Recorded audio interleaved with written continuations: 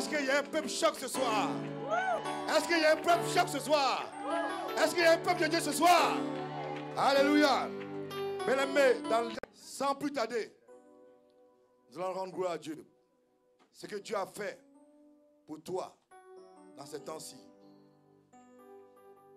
Amen. Acclame, acclame, acclame, acclame. Acclame, acclame, acclame, acclame.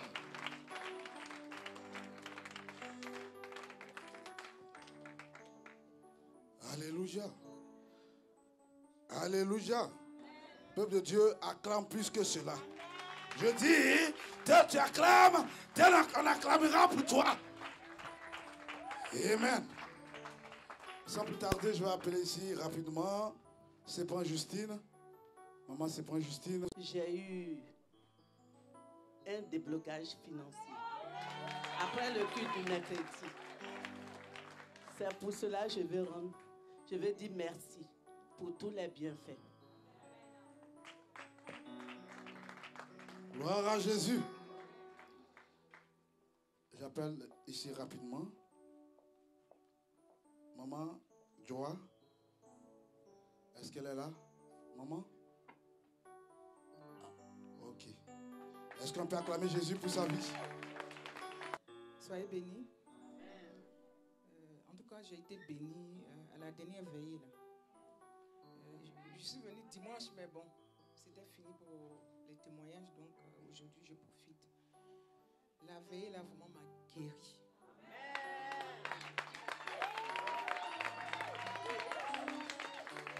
J'avais 2 témoignages, mais l'autre, c'est long, donc je vais une autre fois. Le dimanche, j'étais assise derrière. Et je suis partie un peu tôt parce que mon mari devait travailler. Ça fait 3 mois, j'ai mal au pied. Mon pied me fait tellement mal que je ne dors pas dans la maison. D'accord. Ok. Amen. Ok. Bon, je rends le premier témoignage comme le prophète a dit. C'était par rapport au temps. Amen. Bon, en tout cas, le premier témoignage, c'est par rapport au mariage. Dieu m'a béni, je me suis mariée.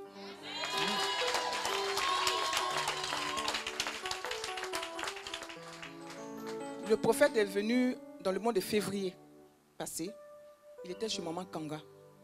Je suis venu le voir avec mon mari, comme tout le monde. Et puis dès qu'on est rentré, il nous a dit, je vois un mariage. Nous, on s'est regardé, on n'était pas venus pour ça. C'est vrai qu'on avait fait la dot, nous, on était venus pour entendre autre chose. Il dit à mon mari, prends un cahier, note. En tout cas, le mariage, c'est entre juin et juillet. Il me demande qui est ton parrain. Il dit mon oncle Abigail. Il dit d'accord. Mon mari dit c'est Jésus. Il dit waouh, là tu l'as provoqué. Il dit dites une date. J'ai hésité parce que pour l'instant mon mari ne travaillait pas. J'étais la seule à faire tout à la maison. Donc j'étais pas. C'est chaud. Là, il n'y a même pas l'argent, dit date. Il a commencé à parler. Il dit écris ton mariage là. Ça va se passer comme ça. Il a commencé à tout expliquer. Moi-même je dis bon, moi, je n'ai même pas l'argent. Donc on n'a pas l'argent, c'est chaud. On n'avait même pas l'argent pour faire la réservation de la salle. Il a dit, vous sortez ici. On a fait le plan du mariage avec lui. Sur le cahier, on a tout écrit. Quand on est sorti de là, 2 semaines après, mon mari a eu du boulot.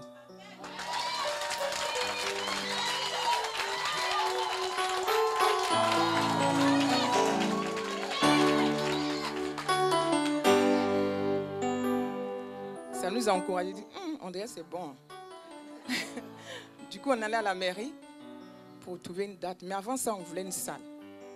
On a visité tout. Il dit, moi, je suis chaud. Moi, il veut château même. On allait visiter les châteaux. Et puis, Dieu nous a emmenés dans un endroit quelque part au Beauchamp. On arrive là-bas, on discute avec le gars. Il dit, bon, il faut donner l'argent. On dit, bon, pour l'instant, on n'a rien. Le gars dit, je garde la place. Pendant 1 mois et demi, il a réservé. Et à part ça, Dieu a tellement fait, je ne sais pas. Je voulais porter une robe de haute couture. Parce que quand j'ai vu Dieu venir dire non, le Saint-Esprit, Holy Ghost, il est en route. J'ai vu la robe sur l'ordinateur. J'ai dit, c'est ça que je veux. Je prends l'adresse, j'appelle, je prends rendez-vous. Je suis allé avec une soeur, on rentre, on voit des hôtesses, comme vous êtes habillés là devant. Il dit, ah, ça là c'est chaud. On rentre, on nous donne fauteuil.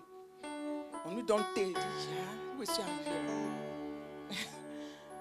Bon, on a vu la robe, mais à l'époque, j'étais tellement grosse, je n'ai pas pu essayer, il n'y avait pas ma taille.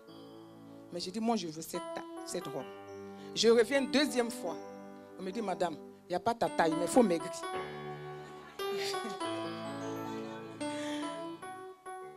Mais Dieu a fait. Par la foi, j'ai réservé la robe. 1 mois et demi après, Dieu a ouvert une porte financière. Au-delà de nos espérances, on a pu réserver la salle.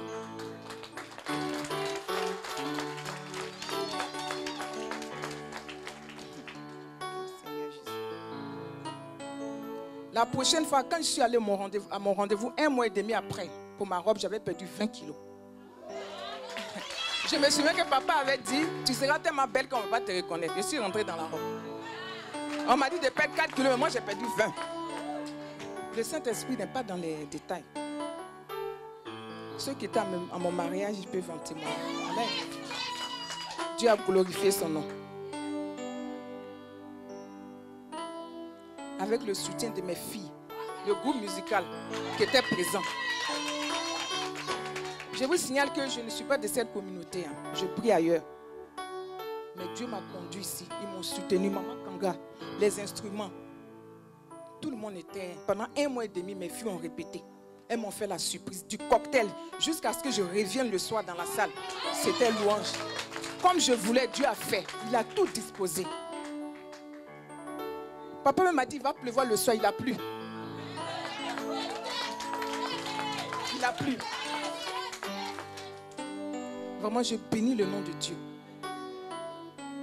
L'onction que Dieu a mise sur ce homme de Dieu n'est pas petit. Il ne faut pas le négliger.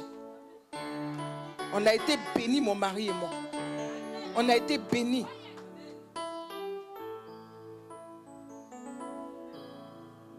Vraiment, ça, c'est mon premier témoignage. Le deuxième témoignage, à la veillée, j'étais assise derrière, j'avais mal au pied. Mon pied, quand je dors, je mets oreiller. Tellement ça me tire. Je ne peux même pas m'agenouiller, je ne peux rien faire. Mais l'homme de Dieu ne m'a pas touché. J'étais assis derrière. La veille, jusqu'à 5 h du matin, j'étais derrière, mais j'avais mal au pied. Je me suis levée. On est rentré vers 5 h 30. Je n'ai pas vu la fin. Le lendemain, j'avais un dîner gala. On dit d'être pêché sur talon. Moi, je ne peux pas porter talon. Mes genoux me font mal. Mais j'ai oublié, mais je portais talon. Je suis allée danser même. Je reviens le lendemain. C'est dimanche, samedi soir. J'ai dit à mon mari, je n'ai plus mal. Je me suis réveillée le matin et dit, non, moi je dois aller rendre témoin. Je suis guérie.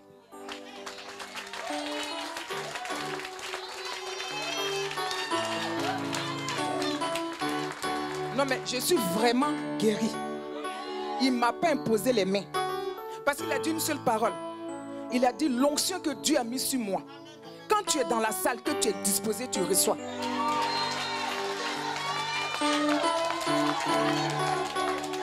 Ce n'est pas des paroles en l'air. Moi, je suis ici, je vois des témoins de guérison tous les jours. Je pense que ça arrive aux autres. J'ai reçu ma guérison. Donc si tu es malade comme moi, même si tu n'as pas touché, dans ton cœur, tu reçois, dispose-toi, tu vas recevoir ta guérison. Soyez bénis. Peuple de Dieu, est-ce qu'on peut pousser les cris de joie?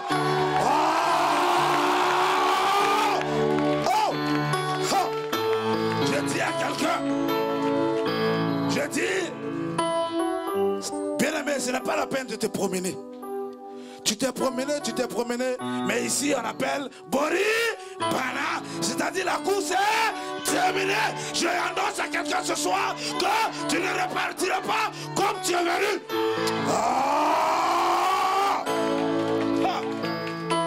Il y a prophète et puis il y a faux fait. On est ici à Paris, je sais de quoi je vous parle. Alléluia. Sans plus tarder, je vais appeler ici Maman Bayara Suzanne.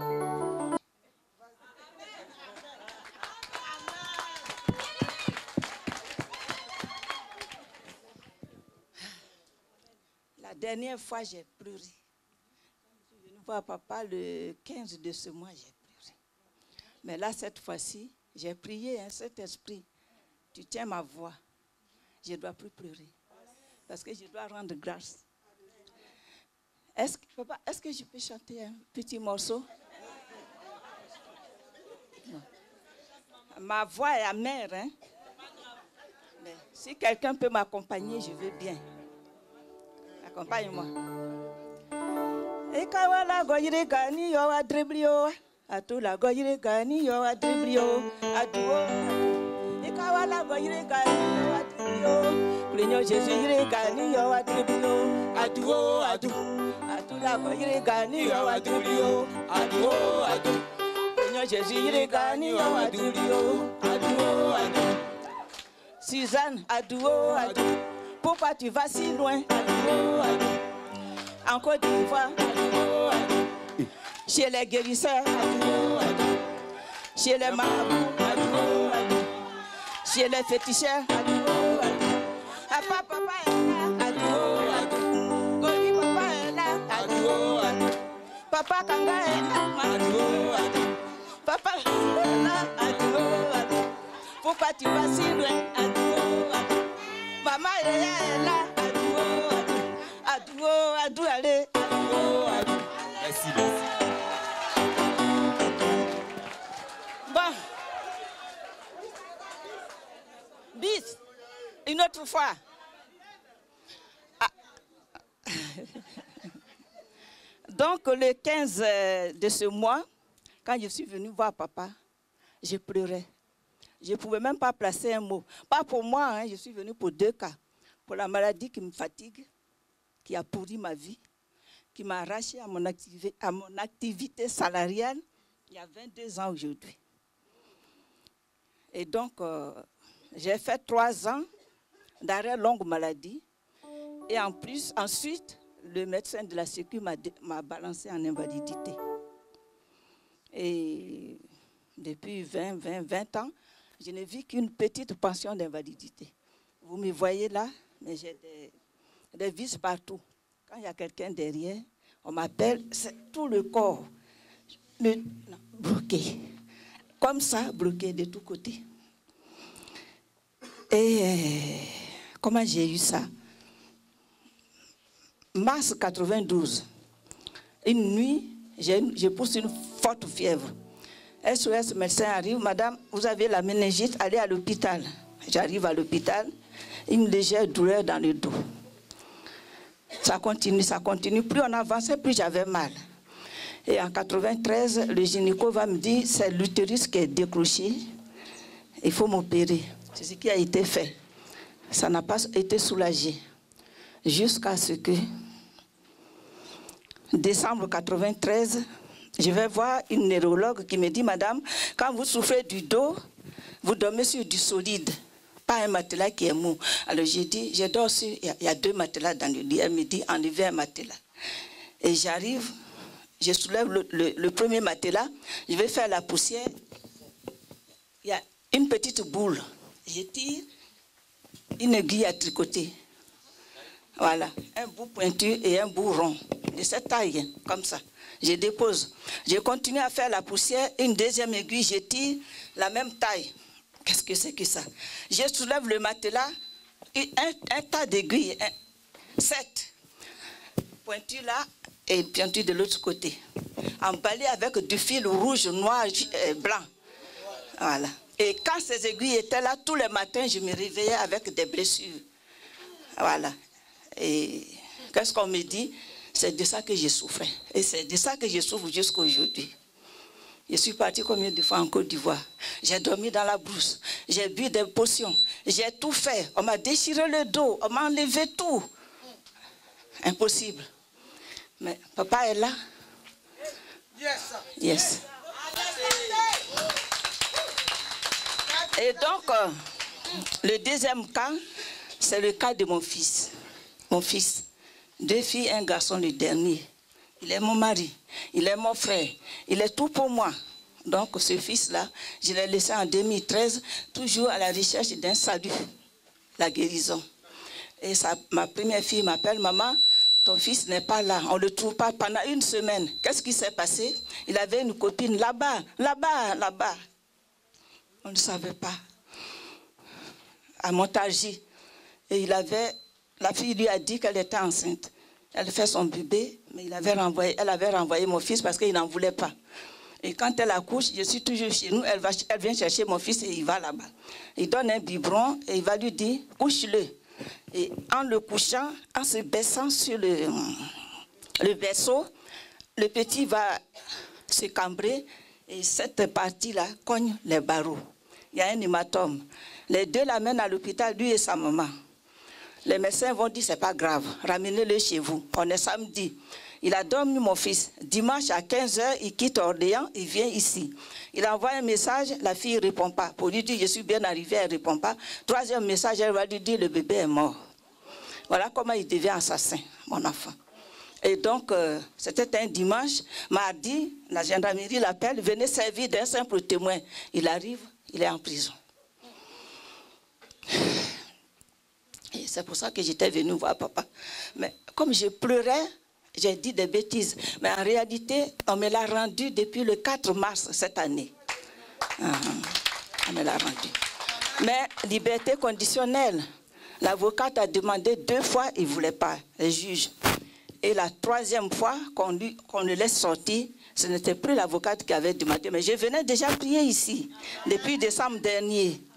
Et donc, le 2 février, quand il convoque mon fils, toujours au centre pénitentiaire, la juge même va dire à son avocate, fais le dossier de ton client, je vais le faire sortir, je vais le laisser sortir et je ferai en sorte que le parquet ne fasse pas d'appel. Yes. Voilà. Et c'est comme ça qu'on a constitué le dossier, une promesse d'emploi et tout ce qu'il faut. Et mon fils est sorti. Mais sans le bracelet électronique.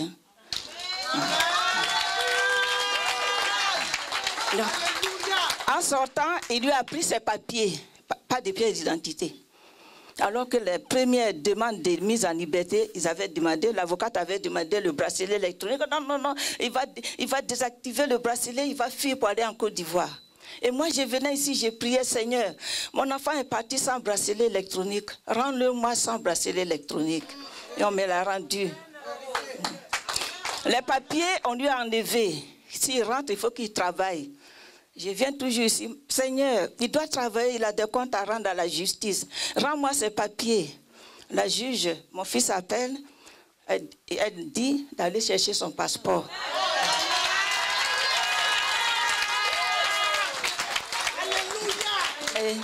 J'ai récupéré le passeport au tribunal d'Orléans. La 3e chose, il s'est reposé 3 mois et il postule et on lui donne du travail. Ça fait, à la fin de ce mois, ça lui fera 4 mois qu'il travaille. Mais comme pour ce bébé, il y avait une contre-expertise, la juge a reçu les résultats, papa, c'est pour ça qu'on l'a convoqué. Voilà, la convocation le mois prochain. Papa, nous sommes dans tes mains, mon fils et moi. Alléluia. Est-ce que pour tous ces témoignages, est-ce que Jésus n'est pas merveilleux? Est-ce que tu peux te lever et acclamer très fort Holy Ghost? Oh! Papa, sois béni.